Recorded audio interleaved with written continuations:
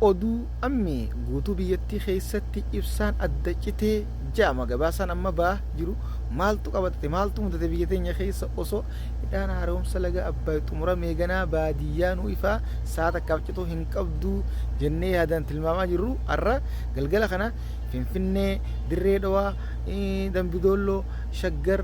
dabalatee guutumatti ibsaan hin jiru adda citee jira jaama maaltu mudatee kana gaa warruma ammaan tana gabaasaa achiinuun gee gaafanna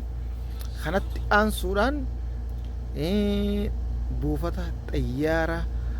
Dabra Maarqoos kan naannoo Amaaraa keessatti ijaaramaa jiru sodaa nageenyaatiif rakkoo nageenyaatiif adda cituu beeksifameeti jira gabaafamee kana naannoon Amaaraa haalaan nageenyi isii waan yaaddeessaa ta'eef daandiin ijaaramaa jiru yaani buufanni xiyyaara ijaaramaa jiru guutumaan guututti dhaabbachuu adda cituu gabaafamaati jira. Mootummaan nagee buusuu dadhabee jechuudha moo maaliif akka nageenyi argamuun ulfaate inshaallah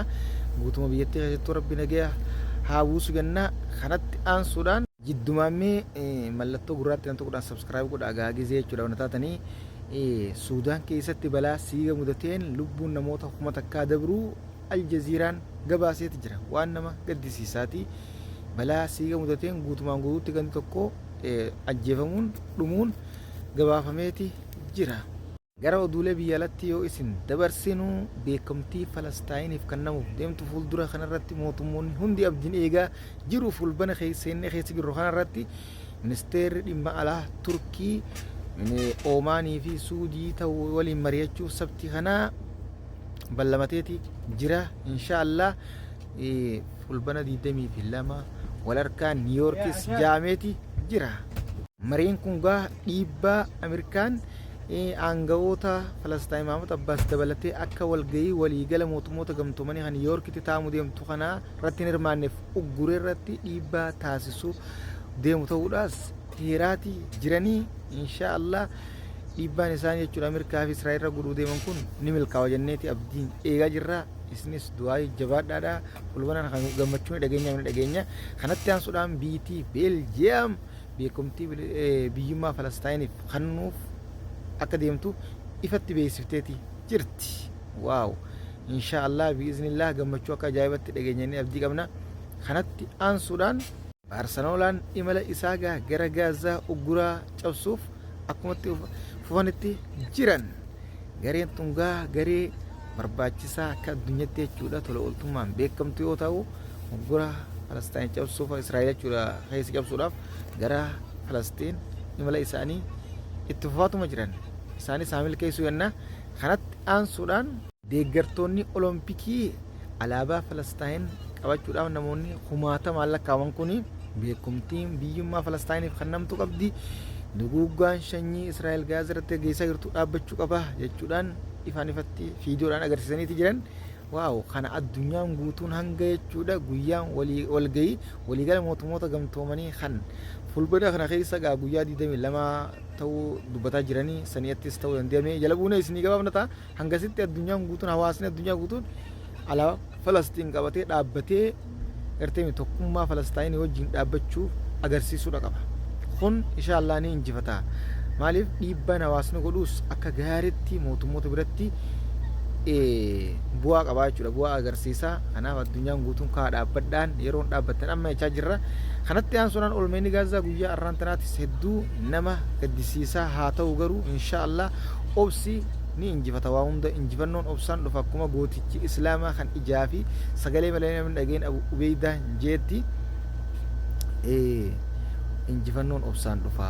inshaallah uummanni Falastiin fulbana kana keessa jirru kana keessa guyyaa walgahii kan beekumtiin biyyummaa isaanii mirkanootu jenneeti abdiin nuti eegaa jirra du'aas godhaaf jirra namu kan namummaan itti dhagamtu godhuudha qaba. Kanatti aansuudhaan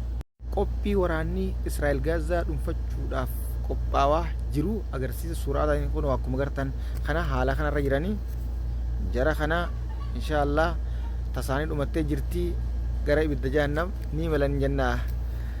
Kanaaf du'aa jabaadhaa. Kanatti aansuudhaan jiddumaangaa mallattoo laal gartee miti gurraatti na tuquudhaan subscribe godhaadha yaada keessan komentii ala kana dhaadha laayikis tuqaadha sheeris godhaa nama hunda biraan akka geessus godhaadha galatoomaadha hirmaannaan gara YouTube kanaan hedduu jechuudha laafachaa jira hin laafatinaadha hedduu akka galatoomaa isin jaa kanatti aansuudhaan mootummaa Suuriyaa duraanii Bashar al-Assad aangawoonni Faransaa isaa fi aangawoota duraanii Suuriyaa wajjin biyya bulchaa turan 6 ak mirga wabiidha baasuu kannanii fi jira taanii fi jiranii jagabaasan ama baa jiru akka inni dhabnee jechuudha akka baaniif mirga wabii taanii fi jiranii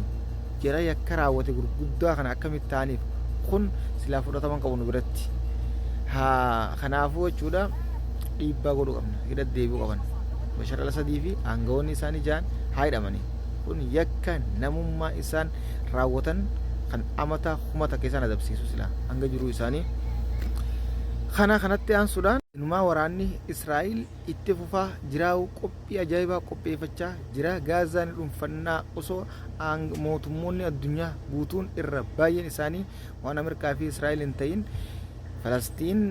nagaya harkachuu qabdii beekumtiin biyyummaa isii mirkanooteetii biyyummaan isii jechuu gad dhaabbattee akka addunyaa beekamtee jiraachuu qabdeechaa jiraniiti isaan ammoo nuti gaazaan dhuunfannaa jechuun ammaasis qophii waraanaa hunda xumuranii akkanatti socho'aa jiran waan addaati jarri kun jiruma akka rabbiin addunyaa irratti mokoraa kaa'e kanatti aansuudhaan Iiraan ammas dubartoota hunda leenjisaa jirti leenjii ajaa'iba akkana laalu goototiin hirraftuu dhiiraa fi dhalaan xiqqaa fi guddaan maaliif rafuun qabdu namni kana ta'uu qabaa bara waan fuulduraa wanni beekamaan hin jirreef yeroo hunda qophaawaa akkanatti jabaadhaa ta'a kana oduulee biraa jechuudha isinitti daana moo isin geerraaf haa isin ga'ume kana isin hinjaa qoncoon faa oduu guyyaa har'aan tanaati oduun har'aaf qabanne kana fakkaata kan biraatiin aan gola deemetti sheer godhuudhaan facaasaa insha Allah biyyi teenya jechuudha ulaa galaana harkachuudhaaf dhiibbaa ajaa'ibaa godhaa jirti ulaa galaana tana jechuudha gaa Dr. Abiyyiin akkuma ammaan tana bishaan abbayaa jechuudha laga Naahil hidha haaromsa isaa cufuudhaan qophii xumuree eebbaaf isinis dhiyaachaa jiru diinni gaa akka rafaan jirrees beekama osuma ta'u ammaas bishaan ulaa galaana harkachuudhaafis dhiibbaa godhaa jira kana hundaafuu baatiin tun jechuudha fuulbanni kun fuulbana waa hedduu nu agarsiisuuf taa'u inshaallah isin ammoo nu hordofaadha oduulee jechuudha nuti isin biraan gahuudhaaf qophii yeroo hunda jechuudha galgala walitti qabnee cuunfinee oduu addunyaa guutuu tambaaf dhiyaa kaabaaf kibbaa tambaa jiddu gala TV biyyoota addunyaa guutuu mararra inumaa takkaa yaadadhee mootummaan Kooriyaa kaabaa ammaas baaburaan gara Chaayinaa imalaa jiraachuun dhageeme lafa kiiloomeetira dheeraa deemu kana baaburaan xiyyaara dhiisee yeroo jechuudha addunyaan qilleensarra yaanatutti inni lafa deema inni faallaa namoota adeemamu kana tabiraatiin hanga walitti deemutti jabaadhaa nu hordofaa gara jechuu feesbuukaatiin oduu gaggabaabduu waa'ee hojiinis wal qabatee tan addunyaatis akkasuma gara tiktookiinis oduu ammee gara yuutuubiinis oduu ammee galgala cuunfinee oduu guutuu isiniif finna galatoomaa jabaadhaa nu hordofaa hirmaannaan kan isa hedduu namatti tola. Salaamu alaikum warahmatullaahi wabarakaatu.